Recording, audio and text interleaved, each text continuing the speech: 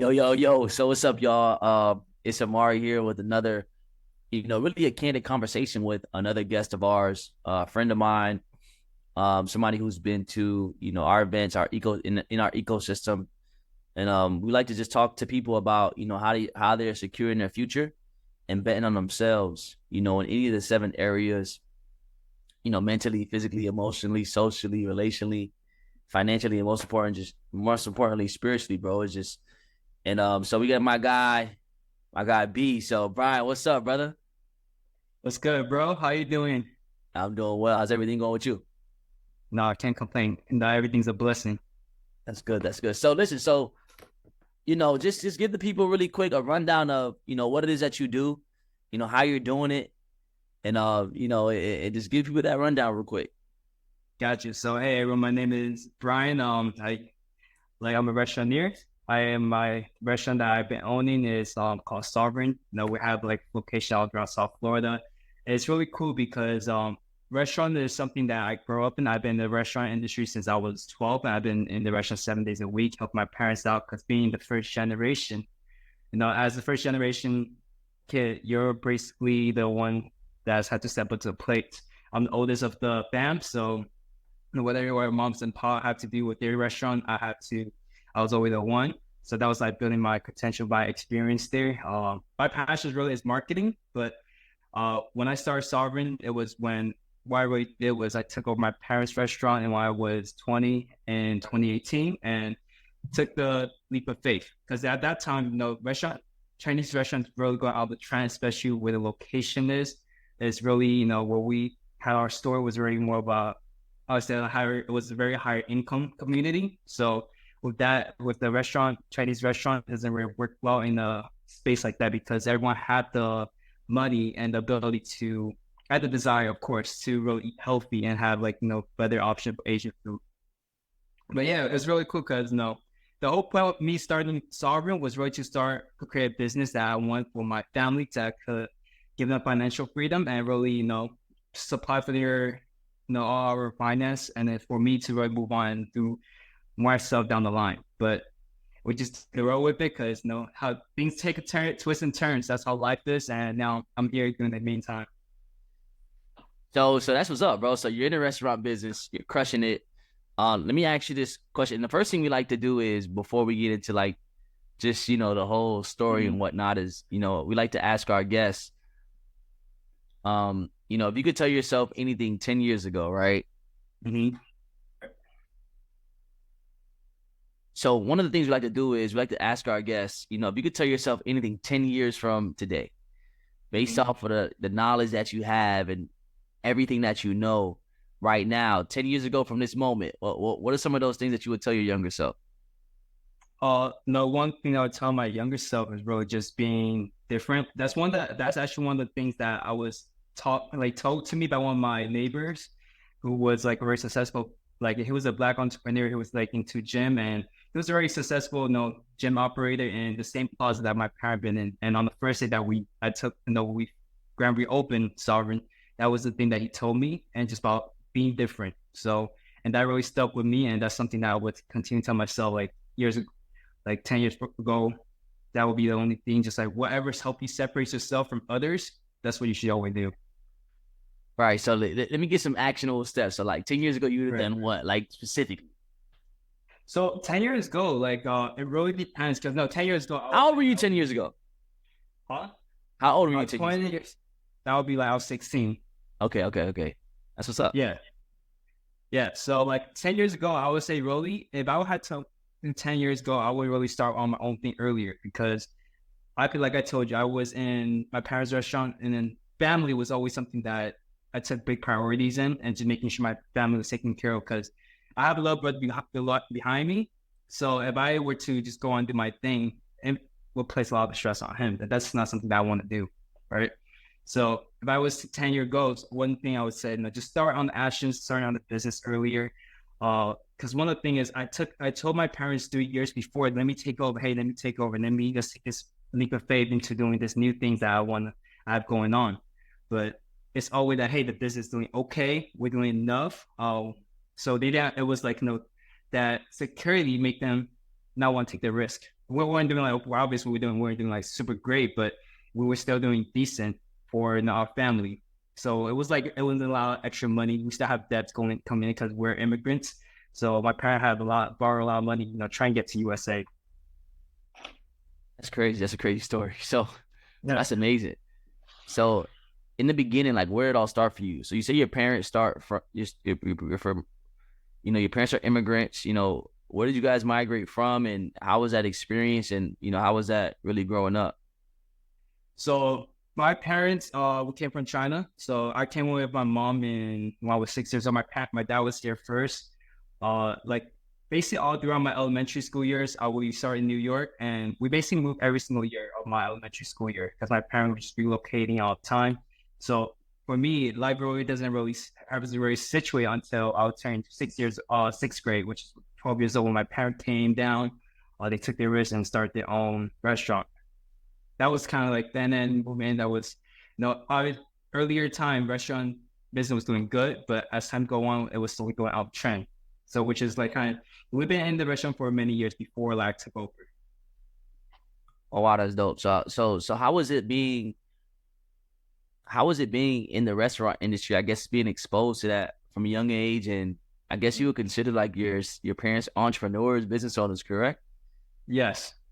Yes. I was the like manager, the translator, and I was the person that was kind of taking care of the government letters and everything like that too. So because I was the only my parents speak a word of English. So for me, I was the one that would kind of have to take on that duty since earlier, like very young age. Bro, that's crazy. I actually been to China before. I've been to. You Yeah. speaking about China. I what part of China are you from? So we're from Fuzhou, China, which is like more of a southeastern part of China, right uh by the water. Bro, I remember when I was 15. Crazy, not crazy story, but when I was 15, there was an organization created by the government called People to People, and that organization was an organization to build foreign relation with, you know, American countries, America and other foreign countries to build the foreign relation. And one of the places that I remember I got an invite in the mail. I was a part of like something called the National Honor Society in high school, and I got this letter in the mail. And long story short, what happened was I went to this meeting, and it was like thousands of kids in this room, and there were like ambassadors on stage that were like 14, 12, 17, you know, talking about their experiences overseas. And I had an option that I can go to like Austria, I can go to London, and I can go to China. And what's crazy is that one of the reasons why I chose to go to China was because I was like a real big Karate Kid fan. Yeah. And this was in 2010, and the Karate Kid had just come out in 2008, you know, with Will Smith's son. And I was like, man, I got to go to China. And I didn't go to Austria because it was more centered around basketball. And I didn't want to really play basketball the whole time I was there because I already did that. I was playing basketball in high school. And London, I don't know why I didn't go to London, but I wanted to go to China. So we visited the Great Wall of China. We visited Beijing, Hong Kong, Shanghai. And it was like 8 or 9 cities total, maybe like 3 or 4 big cities. And we even went to the Great Wall of China, bro. That was dope. You know, we saw we got exposed to like the Terracotta Warriors, you know, that whole thing. And it was just mind blowing. And so you talk about being from, I can imagine what it's like going from, you know, from here to another foreign country like China. You know, I don't speak Chinese. Like all I know how to say still is like ni hao ma, or like shay shay, like hey, how you doing, or thank you. But I remember like it was just I wasn't like shocked because you know I went to different schools. A lot of the time, I never spent longer than 2 years in one school up until I was in college. So I was used to seeing different people moving around, being from Miami, different cultures, Spanish culture, Caribbean culture, black, white, you know, whatever culture. And, you know, going over there was it wasn't shocking, but it was eye opening to see like the tradition that, you know, another foreign country has. Like, it's so beautiful over there. Shanghai is like next level. Hong Kong is like the capital of shopping. Like, it's amazing. I always tell people, man, if you can go one place, go to China. Amari, what is one of the top 3 places you ever been? And China's always in my top 3 because of the culture and experience. So, man, how was it coming from China to America, bro? Just Was it like a culture shock to you guys? Like, how was that experience? For me, it was definitely like really hard because I came to US without a word of English, and like, I mean, I have very similar experience with you, like similar in terms of like how I have a lot of variety, like going from different region to regions, like when I switching out to middle school, through my elementary school year, going to like my middle school, I was in like pretty much like a lower income area where like the school I was zoned in for. And then going to like being a private school, high school. So like I guess I was really appreciative like very in terms of the similar experience in terms of how yours was, like just being able to see all different corners of life and getting in touch with different people from all different areas, income levels. That's really like something that I appreciate a lot growing up and helped me a lot throughout my business journey. But in terms of how, but it was still like very challenging growing up because especially when the elementary school year, I didn't kind of really build a very solid foundation. So I really, in terms of English, didn't really solidify until I go again to middle school when like all my curriculum, I've been staying in the middle school for all three in the same school, right? That was like the first time in my life where I was staying in school for more than longer than 1 year. So like, I know in terms of curriculum I was doing was like consistent where when I was switching school throughout my elementary school year, while I was trying my best to learn, it was really difficult to learn because every single time I go to new school, they have even though the curriculums are very similar, are strategically planned out, but the way it's taught is very different. So that was kind of my biggest challenge was learning the language early on. Did that ever affect your because I went to different schools as well, but I speak English as my first language, so the curriculum is usually the same when it comes to those type of things. But being that you were somebody who came from a different country, your family doesn't speak English for real. Did that like hinder your confidence when it came to like interacting with other people? Like, were you? I wouldn't even call it bully, but did you feel like a outsider in a way? Did you feel like, oh, you know what, I'm different, so I'm special, like in a good way, or like Right. what did that play an effect on you in school growing up? For sure. Like, so like for me, I would say like the biggest thing it was teaching me to be more observant because since I can't really speak the language, I can't really fit myself in. I tend to observe what people think is doing, what other people are doing, and kind of just like learning it because that's the really only way that I really receive. But luckily for me, I'm more of an introvert anyway. So like, You're introverted? like yeah, so like I like to like I saw people like if I could be in my room, just read book all day long, and I just like you can lock me up in the room by myself. I'm like I'll be cool. I'll be like, meditating, doing all type. I'm happy by myself. But like being in the restaurant industry definitely helped me open up and it forced me to meet new people, talk to new customer all the time. So like that's where like my communication and extrovertedness like came in from, like which through the business. But I'm actually do have been more introverted. So like for me, luckily for me, it was like, it was never like, hey, although I couldn't fit in, I was like, I didn't see like myself being any less. It was just like, you know what, it's okay. Like, even though like as much as I want to like kind of learn, I see like other people so I engage with like my peers, it was okay to like be myself at the same time too. So that was really what, I, fortunately for me, didn't deter my confidence too much. I said I did a better confidence a little bit just to like just kind of understand people and the standard like the values and different things are all different because what we were taught in China in our family is completely different from like what's the society and what my peers were talking about. That's real. I feel like in China, when I was there and like based off of like the things that I've seen or the movies that I watched, I feel like the Chinese culture is very like close knit because it's all sort of kind of one type of person in a way. Right. So it's like the culture is very it synchronizes very well. And here in America, it's so much of a melting pot, especially in South Florida, Miami, where like you have so many different cultures. Like everybody doesn't have the same, whether you feel like they're different or they're or good or bad. Everybody just has different principles, different morals, different perceptions of reality. So that's one thing that I love about people of just another culture. Beyond just the Chinese culture, just cultures that are in sync with each other. And I think that's very, very powerful. So let's get into it, bro. I want to hear about the restaurant business. We want to hear about, the entrepreneurship, the business. So what is it like being a restaurant owner? Like, can you give us an example from of like what it is like to start it? How did you directly get involved? I know your family was in it, but how did you did you take over? Were you working for your family? Do you have your own restaurant? Like what does that look like? So for sure, like no restaurant, I tell people it's one of those definitely a very challenging industry to get into. And it's one of those industry where on paper, a lot of people said now 9 out of 10 business, a lot of restaurants will be selling within 6 months of opening. And because it is really true, because most people it takes a lot to really have a successful restaurant. For me, I'm very lucky in terms of that. Like I am very passionate about marketing, about branding, about computer business. I have my dad was a very good partner who's like, I had know why I want into my taste preference, my flavor and stuff. I just communicate to him that he's a chef, right? So a lot of people opening restaurants because one, they might be really good chefs and good cook, and they're very passionate about cooking, but they're not very passionate about the business side of things, the numbers, the branding aspect of it.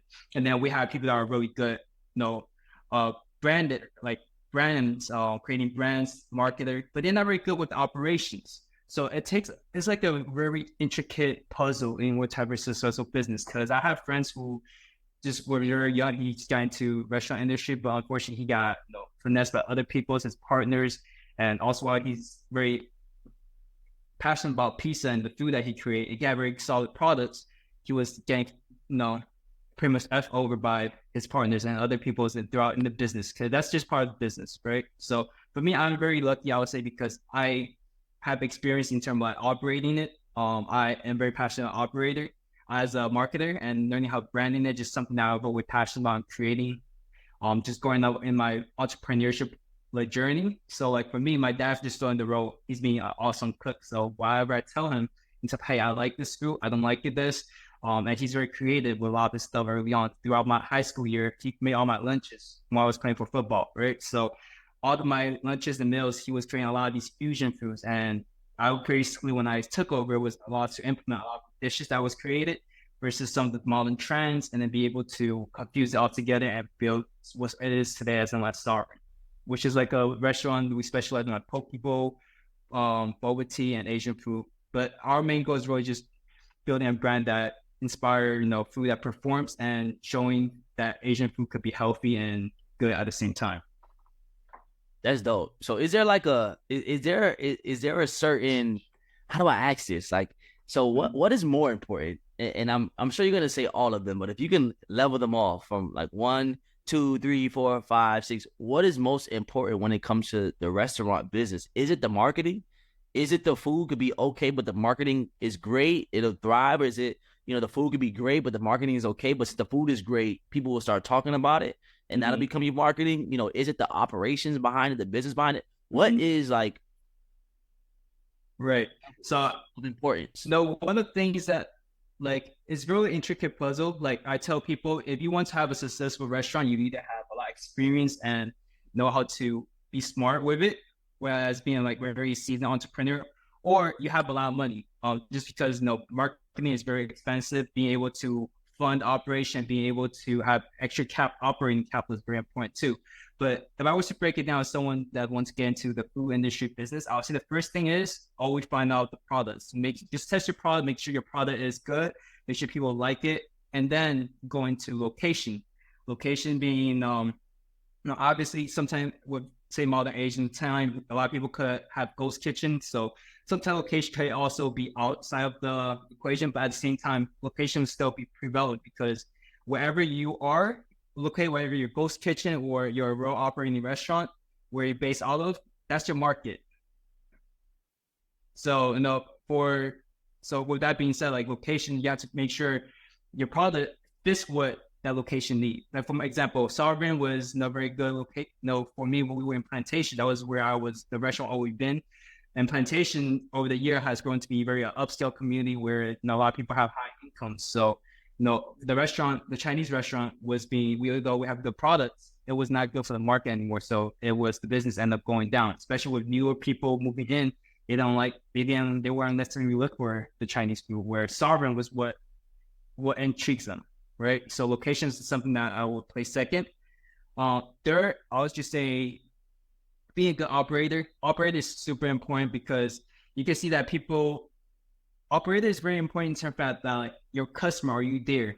Are you Are you a good leader? Are you being a good owner, right? Whether the way you treat your staff, the way you treat your customer, the way you're presenting yourself, are you always, and aside from that, it's also like the little details. Because a lot of time, a lot of people come in, hey, I know the boss, because no, he's there all the time saying, what's up? He's hollering at the people. It's made people feel like family, especially for a restaurant that's started as a small brand and as a local business. That's even more prevalent, right? Of course, once you get a very solid business where you're like McDonald's, Chipotle's, then you have the brand. You have so much money in marketing and terms. Like, it doesn't even matter at that point. Like, operator could be very decent, but the brand and the whole system is very strong enough where it could sustain the operation. So that's when the operator could be outside of the thing. That is marketing, of course. Like, because, what we talk about like now in day and age, you can have perfect and do all three and all, you can be perfect in all three. But if you're not marketing yourself in this day and age, you're going to get wiped over, especially after COVID.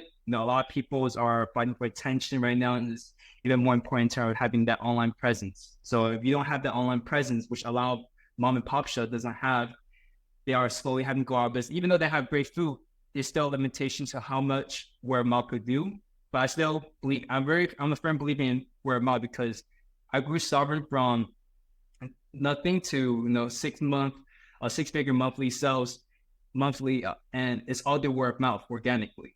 But at the same time, we cannot get away with how important marketing is in today's day and age, especially having online presence, having partner with influencers, and also like branding yourself. So wow, that's dope. So we get the 4 levels of importance, and you said marketing. What are some of the ways, and you kind of mentioned them a little bit, but what are some of the ways that you decide, or you guys decide to market, being at a restaurant, specifically so you can get that brand awareness out, so people can say, hey, look, this is a place that people love, that people want to come eat at, that people want to experience. What are some of those specific ways that you're building your audience, and that, you're growing your following and your brand? So like, if you see funny thing is, like, compared to a lot of people's, like a lot of the brands out there, like Sovereign, a lot of my pages only have 3,000, 4,000 followers. We definitely have a lot more work on building our online presence, getting ourselves out there even more.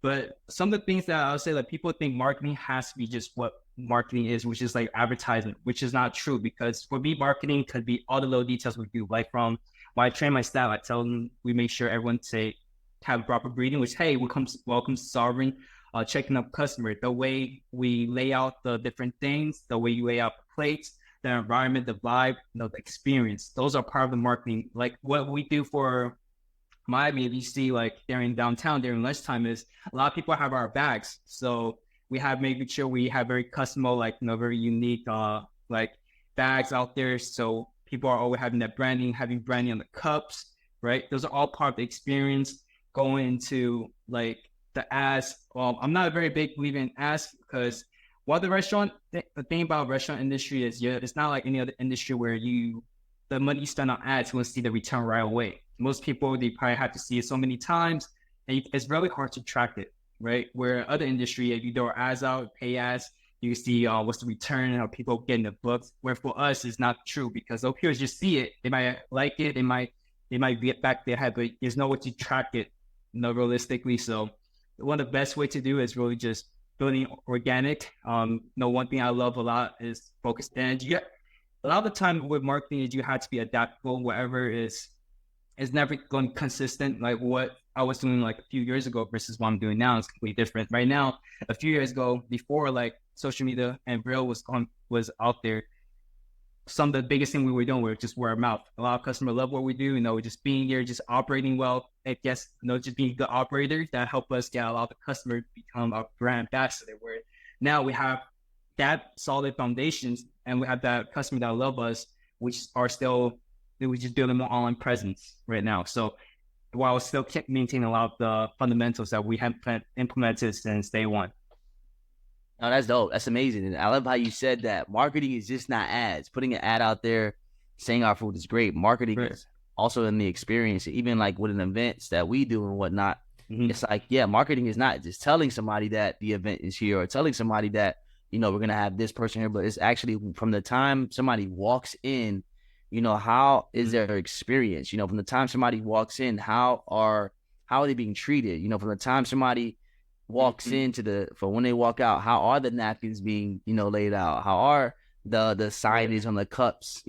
Are the bags unique enough to when people carry, oh, that's that restaurant? And I love how you say that because, marketing and branding are kind of one and the same. But marketing is definitely when you're telling somebody, branding is, the experience. And I love how the fact that you said that, you have to intertwine the two. That is amazing. I think if people actually have, that in mind, not only do we need to tell everybody, but once they come in, how do they experience it and how did the experience go for them? They're eventually going to tell their friends. We're all walking billboards. We're going to tell it how it is, whether it's good or bad. So we always want to make sure and the customer has a great customer experience. And I even know myself, when I go in places to eat, I only go into certain places, and I definitely got to check out your restaurant, but I go into certain places because I love the customer experience. They make me feel special. They make me feel unique. They make me feel as if I'm one of them, as if my order is important, and so that's the beauty of, the right type of marketing and getting the right type of experience. And I tell people this all the time.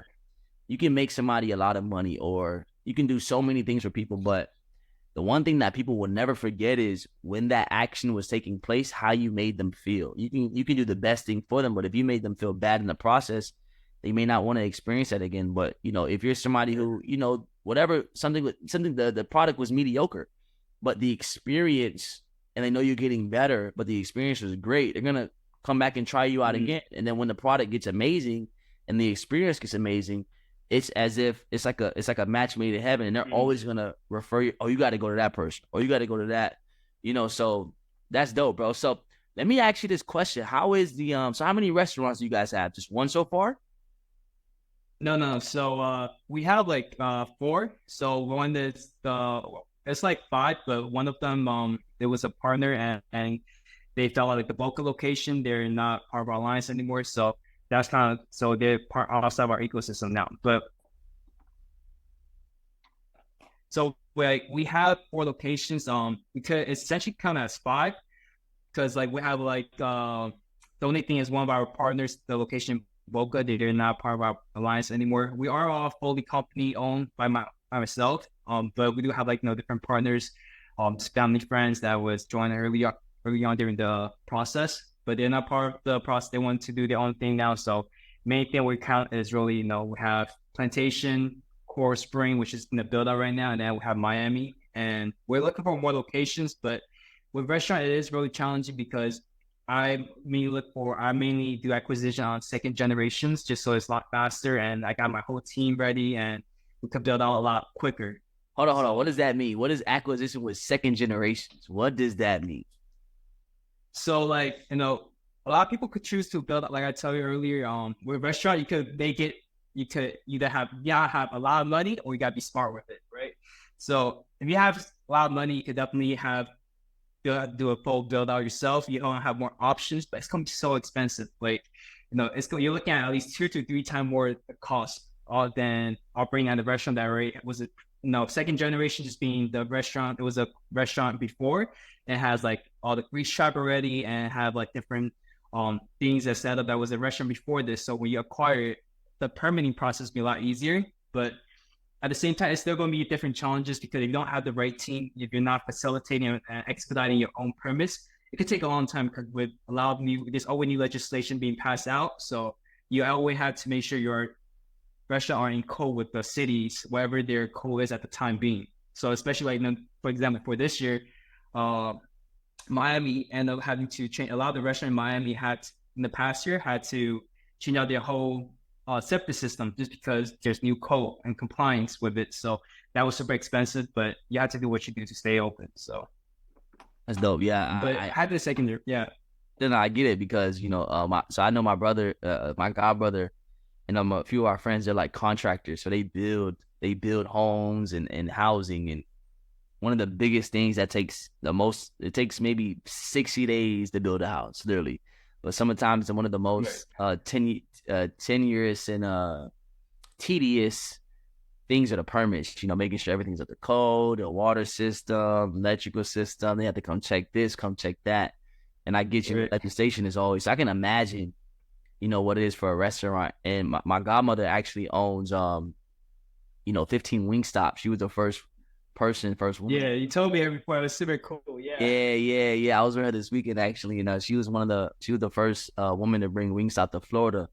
And now she has 15. And, I just remember, like, a lot of the times it was, making sure things were up to code, making sure, everything was right before the build happened. Because once you start building, it's hard to go back. It's like anything, bro. Once you start building something, it's hard to go back and lay if the foundation isn't right, and you got to restart over. It's like you might as well just start from scratch, because it's hard to take easy away and, try to input. Nah, just once you build a firm foundation, anything can then it can be smooth, on the way up. You don't have to worry about the rest. So I get that, bro. So what is the profit margin like on a restaurant? How is that? Like, is it like, what is that like?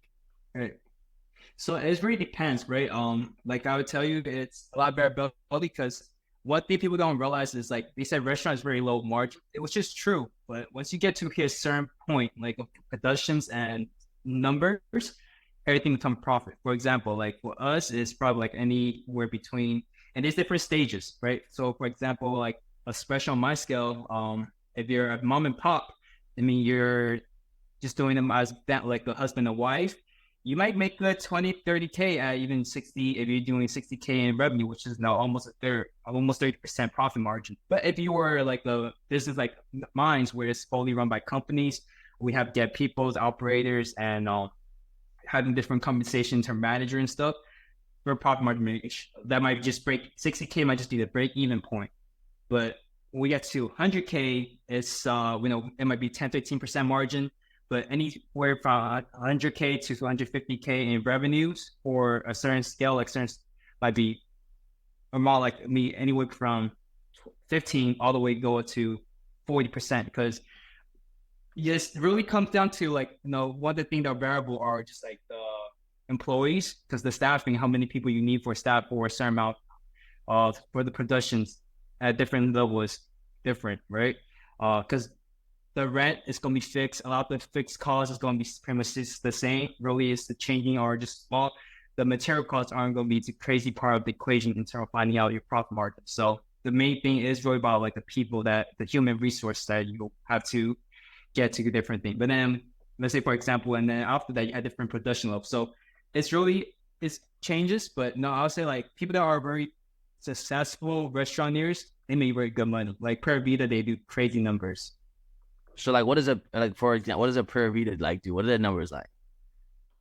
So like Pura Vida, like these stores probably grossing anywhere from $300 to $500,000 per month. And all that profit is probably like good 30-40% profit. And especially because they're a brand, and especially they're at their max capacity right now. And they're operating at very efficiently. A lot of the cost slowly goes down. Right. So when you were talking about that 100, 150K, 60K, is that a month or is that every single year? No, monthly revenues. Of course. So every restaurant's gonna be different because I like to operate from in the middle range, which is not like a super scale. Mine is more of a fast casual model where I focus on, especially once I finish building the brand, the system. My ideal range is in terms of square footage is 1,500 to 2,000 square foot. But a buffet restaurant or any restaurant that's scale out from 3,000 square foot to 5,000 square foot, they might need to make 300K to 500K to break even. So everyone's break even price will be a little bit different depending on your what type of model you're in and what niche you're targeting in. So that's dope, bro. That's dope. A month, 60K to 150K a month. That's dope, man. People don't make that in a year. Yeah, the only thing is like 60K for like some store might just be break even. Like for mine, all my store has 6-figure. We're very fortunate and we're building, and that's why like one thing for us is we're not focused on scaling, growing more location as desperately as possible, because we try to solidify each store and making sure the foundation, because there's a lot of people think, hey, we have a lot of stores, it's always a good thing, but it's not necessarily a good thing because like, during COVID, a lot of people died because they didn't have solid foundations. They're overscaling, they're over leveraging, they got debts out there, and they're just being closed down for 2-3 months. They have to shut down the whole operation and go bankrupt. Where for us is we have able to manage a lot of the details, making sure even though it was affected, we're able to move things around and just stay afloat. Right. So when you get into the restaurant business, it's something as if like you don't want to over leverage, just in case, like any business, you don't want to over leverage because there's certain things that, you have to make sure if this thing happens, we have to pay for that out of operational cost. So does that affect you guys when it comes to salaries and paying, like as owners of a restaurant? Does that affect how much you guys get paid, especially in the early stages of growing the restaurant? So, it's restaurant wise, a lot of people would like, that's why a lot of people like to go open restaurant right away before having a product. And that's why like I'm a big advocate. If I have any friends or families that try to open restaurant, I always advocate, let's test the ideas. Let's test the food. Let's test the product first and making sure like the people likes it and the people love it before we, find the restaurant for it. Because it is really, restaurant is when we in our restaurant, one thing we tell people is every single time you sign a lease for your store, you're basically signing your own tune.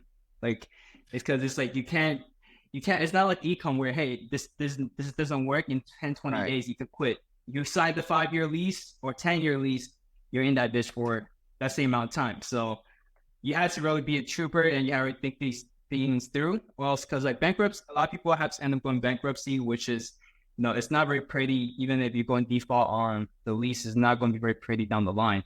It's going to set you back some time, especially when you're starting, once you sign on the new lease again, it's going to be there. So, before you do it, it's definitely have a lot of, it takes a lot of like mental fortitude to start a restaurant and making sure you're going to be in it. You have to show up 7 days a week.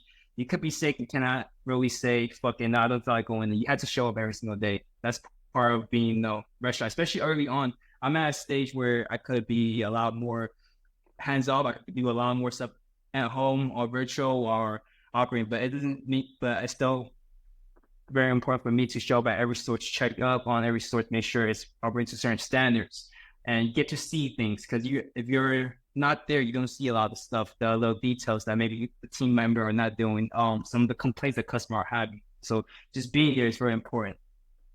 So are you trying to, that was great. That was a great answer.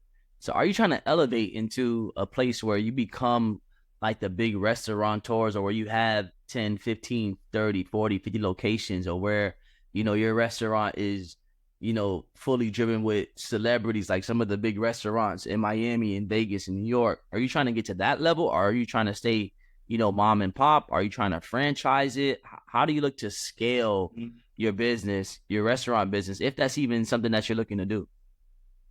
Right. So definitely I'm definitely looking to scale. It just comes down with different parts, because my current goal is going to just have my store all throughout South Florida, and there's 20 different, right now for me, I'm estimating around 20 locations. Then I get to really make a decision then, because when I have 20 locations, if it's all successful, I'm gonna have a very big operating capital. So I could basically essentially go into, restaurant is one of those things that grow at exponential rate. It's super slow, but if your store are making profit, the amount of money coming in, the amount of operating cash you will have at hand, it's going to grow at exponential rate. And the speed at which you open up new locations, you can have more say in it down the line.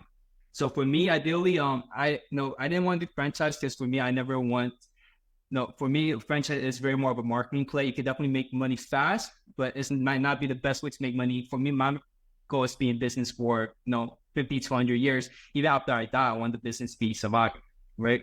So, while I could make since early on, if I wanted to, I could have opened up franchise models, because a lot of it with franchise can be marketing play. You make money on the not on the labor, but more on the equipment. You can make money on the licensing of your brand. You can make money on the food and materials that you be able to prepare. You make money there. So for me, it wasn't an option. I want to grow the business organically and just grow it slowly. And really, that's why even though we start as a poke restaurant, I don't label myself as a poke. I even don't label myself as a poke restaurant or a boba tea store. I call it a healthy Asian restaurant, just because that's where the vision is going, and I want to build into really a healthy Asian spot that allow me to be adaptable. So down the line, if I don't want to do poke anymore, I can always switch. But people don't know Sovereign for being a brand, not for just being a poke or just being more specific products, right? But for me right at the moment, it's going to 20 different stores, just so because my goal is going to private equity. And so I have 20 different stores. I could make this decision, either I want to scale, all throughout the United States, or I'll just take that money and start going to other fields and do acquisition through private equity. Man, that's amazing. That's crazy. Are you, so when it comes to adapting, I heard you just mention, you don't want to be the poke bowl or, brand. You want to be the healthy Asian cuisine, the healthy Asian, restaurant. So I'm sure you can adapt within the markets, whether that's this type of food, that type of food, maybe, health, the health scale changes and you have to switch up your menu. Is that something that is important in the restaurant industry? Is it important to adapt to what's going on in the world, or is it just, for example, like China One? I know China One. I've been eating China One since I was a child, and it's like China One is known for their shrimp fried rice, and that's what they're known for. And they chow mein, that's what you're getting. You're getting a pint of the shrimp fried rice, and that's what we're getting. Right.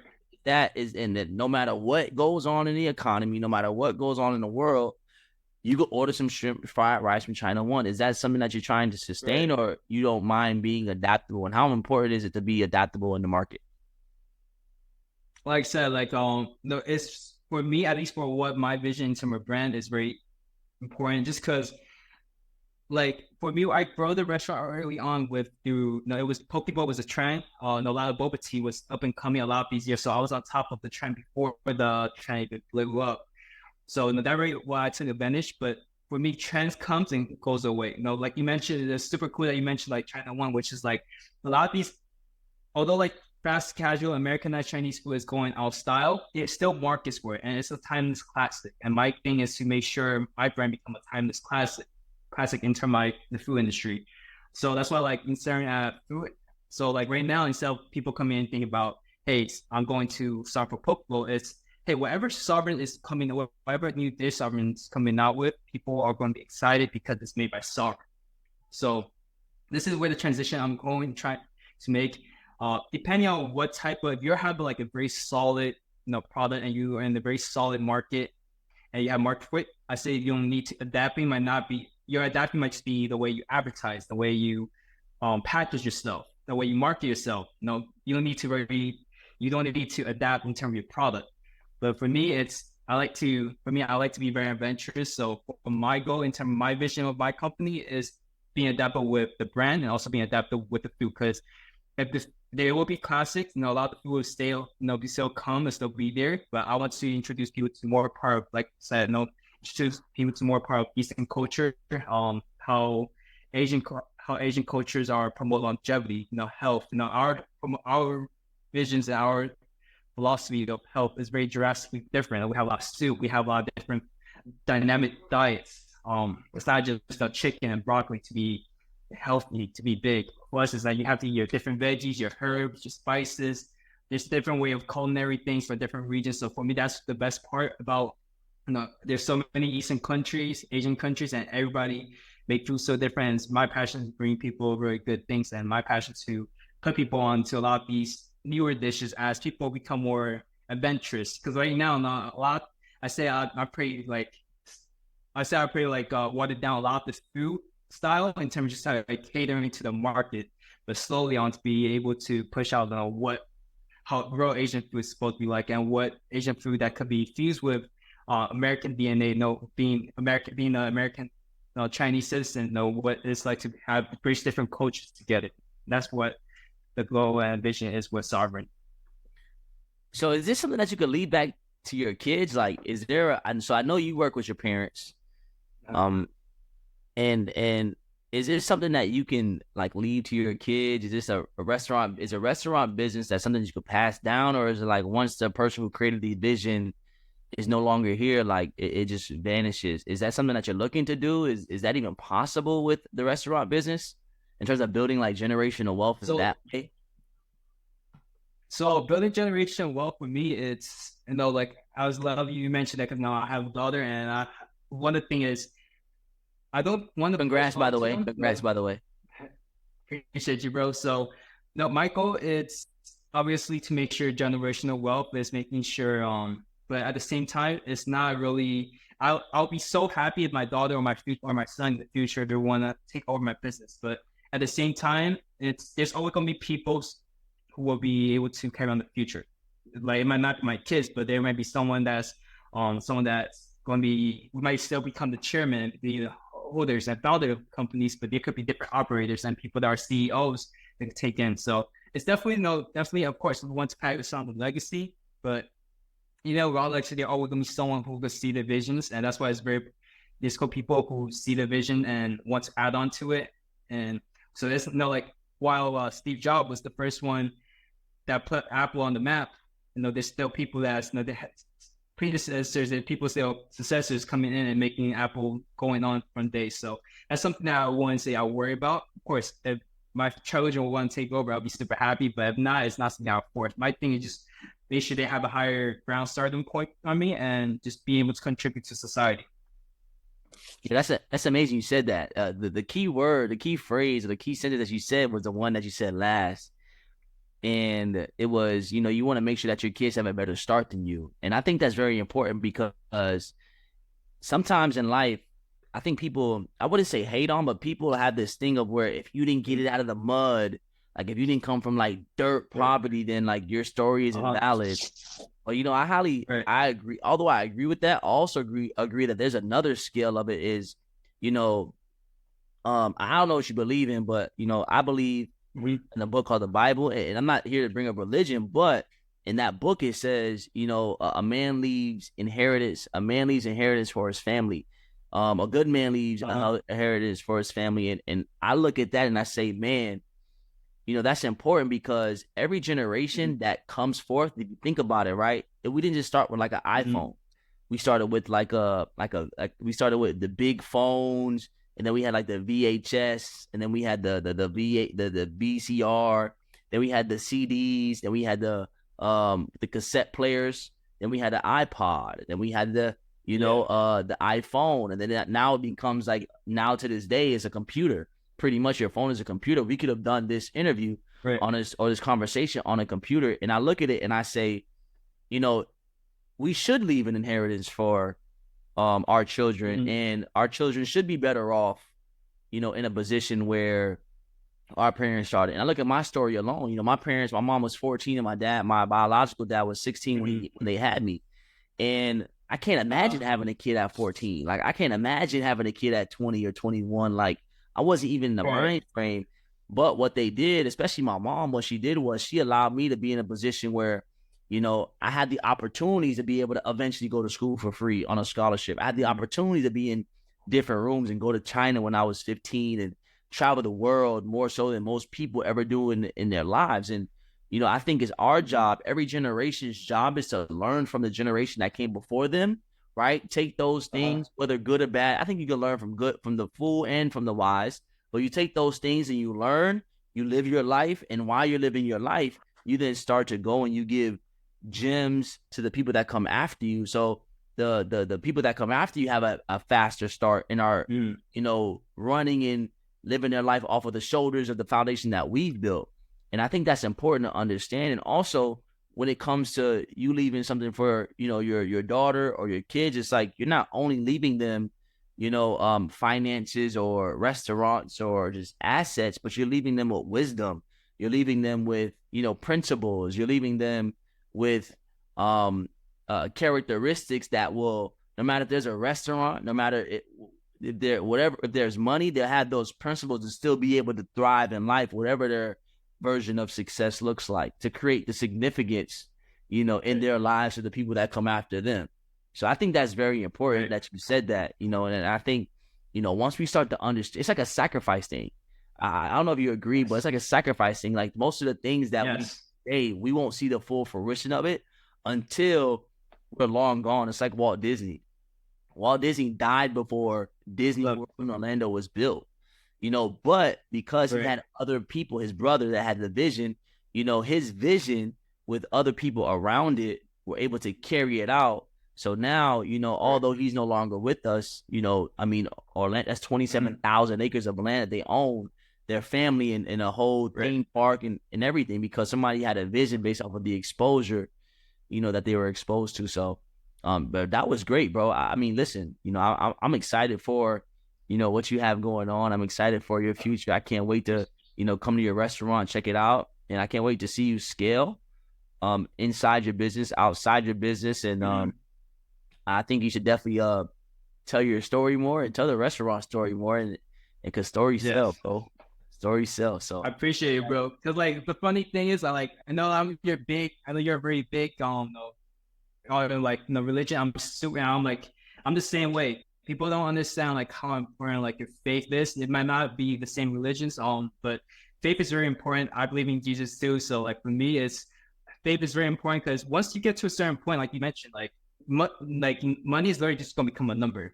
And like I love how you just mentioned about like passing on for the future. And then at the same time, a lot of people that raises kids, especially from first generation who had nothing, who came out from the mud, we want to give our children the best, but at the same time, we also have to think about how to really pass on the knowledge. A lot of parents are just like, hey, I'm gonna spoil you because I didn't have this. It was like early on for me. It was like, no, once I have money, I'll make sure I'm spoil my kids. I'll make sure they're taken care of. I'll make sure they don't go through the adversity that I went through. But on the other notes, I've come to realization is like, a lot of times God gave us adversity. It has its purpose and teaches us how to become better as a person. So one thing that I was doing is like, I have Missouri. I love how you mentioned, because like, passing on the gems. I literally have my own like a separate notebook that I use for journaling my own philosophy and life experience, like kind of how I deal with it, and try to pass on to my kids so they don't have to go through the curves. Because I wish my parents were like, they have so much knowledge, but a lot of our time, our parents, whether it's they didn't, just the how way of coming about certain topic doesn't get brought up to us. So a lot of time, my parent has such a mate. They have life of struggles, but they have so much stories, and just I don't get to really know until like you don't really get to figure out slowly. And something that I want to do for my future kids and lineages, having things down like for us to write down, pass on as gems. So that's super. That's good, that, brother. Just like how you bring faith into it. No, that's great, bro. And I always say, man, you should every day you should want to read, you should want to write, and you should want to recite, because I believe that once you like how do I say it? So you have to let your thoughts out. Yeah, it's like thinking. Like, so you should think. I think everything it happens like this. You have a thought, right? You have a thought and you think about it. As soon as you think about it, you should write it, right? You should write it down, because a thought, when you write it down, becomes a vision. Like, I have my board over here, board over here, board right here. Like we're constantly writing the things down, because when you write the vision, you got to make it plain. And when you write it, then you're reading it. So when you're writing it, you're reading it, and that's like two things at one time. You gotta see it, right? And then you can see it. And then once you start reading it with your eyes, you should recite it, say it out loud, because then it's like you're putting it into the world. You're putting it into the universe, or whatever somebody may call it. You're putting it into action. It's like I am. Like in the Bible, God says I am. And so what do I do? I don't think I'm God, but I believe I'm one of His children. So I say, I Amari R. Bryant am. And then whatever comes after that comes after that.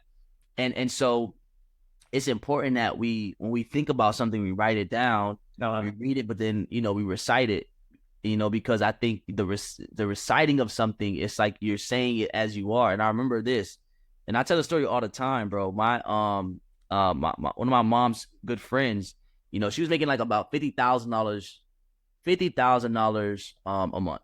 This is maybe like 3 or 4 or 5 years ago.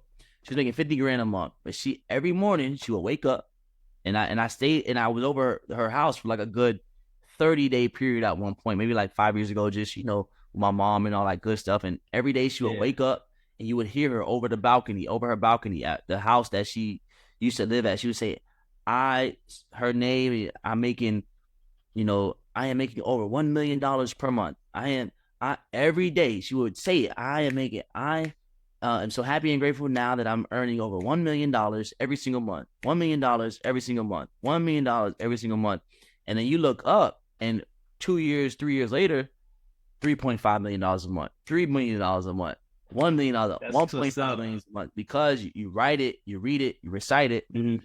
And that's just kind of how it goes. So even you writing that down is so amazing, because it's like it just works, bro. Yes. Yeah, it really does. Like, people like underplay is like, one thing I want to add on to is like, like how you mentioned early on, like about my confidence growing up in that school system. One thing it really just remind me, because like I pray a lot. So before when I was small, it was not like a crazy prayer. I don't pray the whole Rosemary. I just do like a Hail Mary and kind of Our Father. That's something simple I did when I was young. And really, when you have specific, and even if you don't believe in Jesus or any other religions, when you have faith, it's basically like, for me, it's like God put me on this world to do a specific purpose. I know God give me the competence, and like just that shoot my confidence up. So like for me, praying and having faith really helped me. Like one thing I was saying, I would definitely be rich. I would definitely be wealthy, and that's something that, because I know I have God. For me, it's like I'm here to put on purpose. So that's faith, and just praying and just being able to just really and slowly. God did His work. I live in very nice. I live in downtown, and some loft with crazy big apartments, right? And then going to my next house, which I'm buying a new crib now. And then slowly I'm going different stepping stones. I am materializing every single step of the way, because when I was very small, I said, I'm going to retire my parent. I'll make sure my family going to be taken care of, right?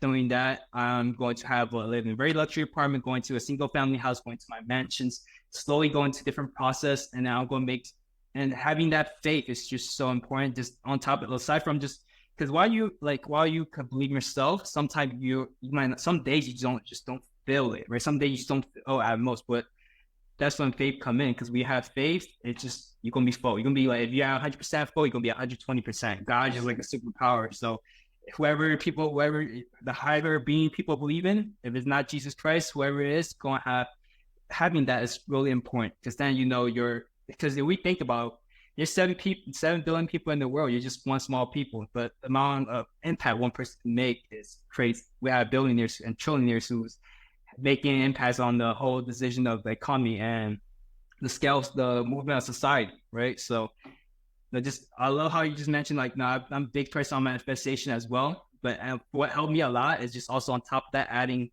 faith is just something that helped me get to, especially my parents too. Like, we have hard time, they just had that light at the end of the tunnels, right? You're in the life, because we're going through depths and stuff. And life was never pretty, right? Our life and family situation rates are getting better when sovereign rate kick off in the first year. And that's super lucky for me, because most people don't make it until the 4th, 5th business. So for me, that was my first business. So like, it was, every month, it was month to month, there was this serious amount of growth, and getting to breaking our record scene. Imagine the numbers that we see was crazy. Like, to be honest, like for my scale, hitting 100K and first time hitting 100K for that store was crazy. Now we're just seeing it on a monthly basis, and now we continue growing. So it's having that faith is just what helped us get into this day, and just help us kind of do the dark times, and just feel that confidence even when you don't have anything at the time.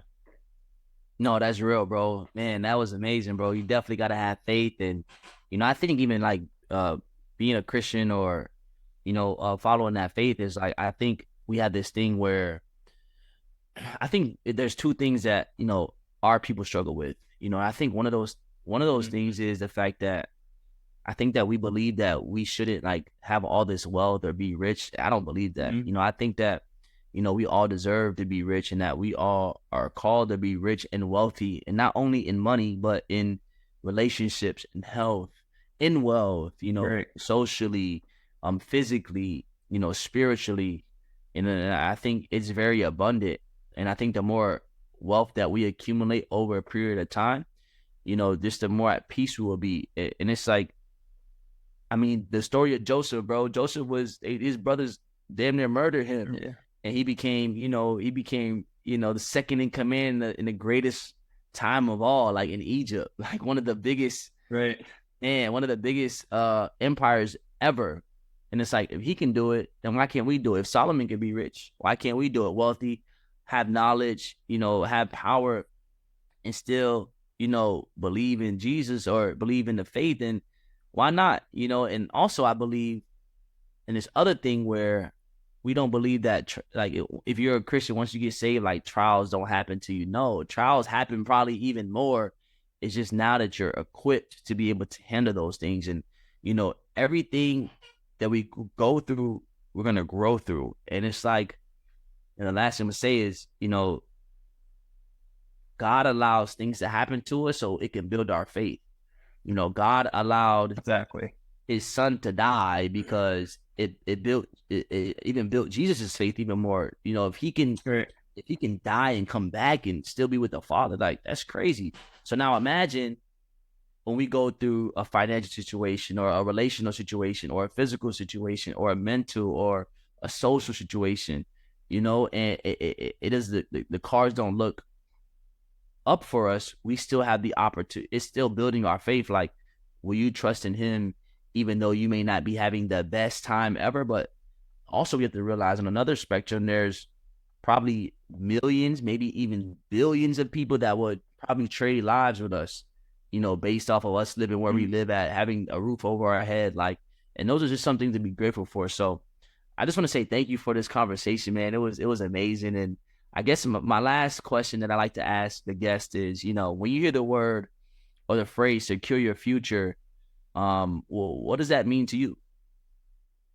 So like, for me, secure the future is just about, you have to take risk in your own life and making sure, because in order to get a good future, you have to take the risk. You have to jump the leap of faith. So securing your future is you're making sure you're holding yourself accountable, you're staying disciplined and doing whatever it takes to make sure you get the future that you want, the vision that you see, the mention that, what we just talked about, all those manifestations of things, the vision that we want and have.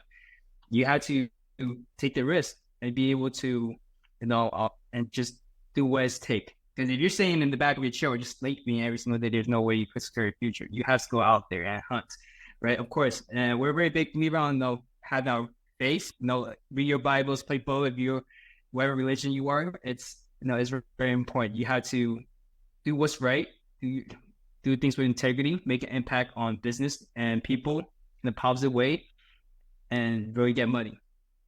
Money is not good. It's a good thing. God wants you to get money. God wants you to be abundant.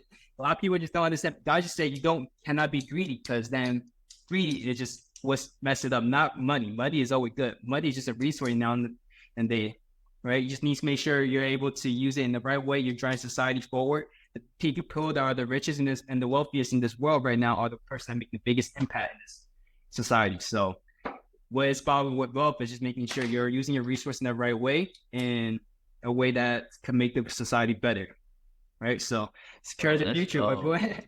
Let's go. So I appreciate you, man. Where can the people find you at, brother? The socials.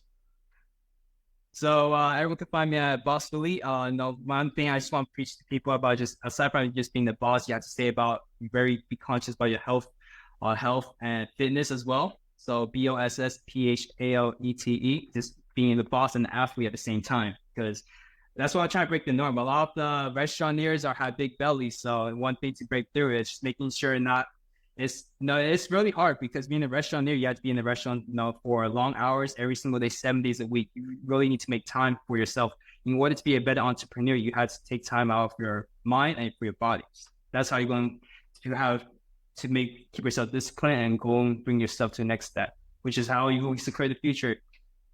Let's go. So appreciate you guys, man. Make sure you like, subscribe, share, download wherever you hear this at, wherever you see this at. So appreciate you. And that's it. Let's go. Stay tuned in so you don't get tuned out.